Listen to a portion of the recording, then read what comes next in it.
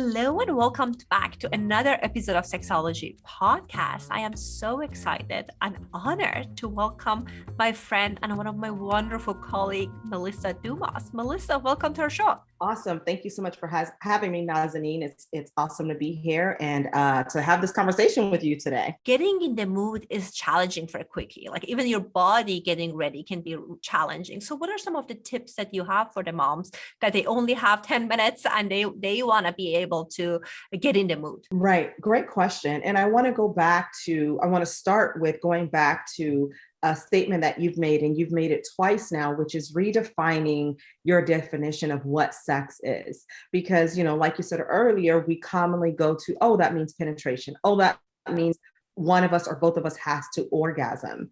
And so if we think about redefining that, then a quickie could be, we can't have sex in the form of penetration, but we can have oral sex. Or we can't have oral sex mutually, but I can provide a blowjob, or you can provide something for me, or we can mutually masturbate because we have to look over our shoulders to make sure the kids aren't coming down the stairs, like whatever that is, So part of that preparing and being in the mood, I think, is waking up every morning or every day with this mindset, especially if you are the parent that is staying home or that is a primary caretaker of the children.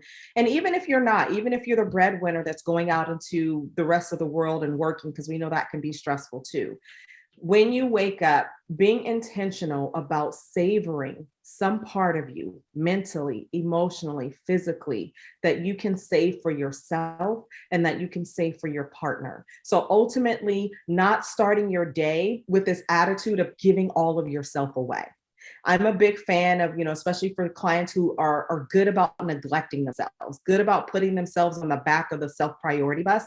Find some ways to lock in where you can savor some of you for yourself and or for your partner. And so that can be one way, knowing that, okay, I'm going to go to work or I'm going to tend to these children today, but I'm going to use my energy differently because I want to spend time with my partner later. That is one way. Another way is to think about it like if you were preparing a meal, some dishes that you prepare cannot be cooked from frozen. And so with that mindset in mind, that like, all right, I have to turn on the oven X amount of minutes early, or, oh, I have to pull it out of the freezer to unthaw it.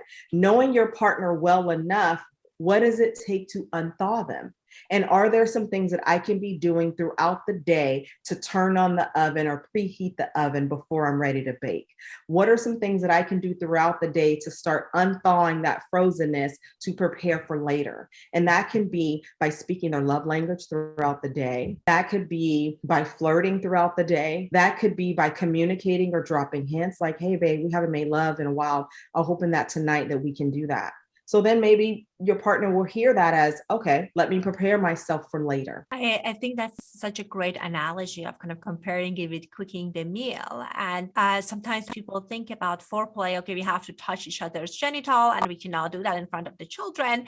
But what you said that exactly makes sense, that it could be seduction can start from the morning. You can text each other, sexy pictures, sexy kind of like do some little bit of a sexting, can do like some kind of like massages, like non-even sexual massages in the morning. So you are preparing yourself and your partner's mind and body for sex, and you're building this anticipation. I think that's really important. And also kind of communicating that you care for them. One of my friends, she's saying that whenever my husband starts washing dishes at night, I know that we're going to have sex.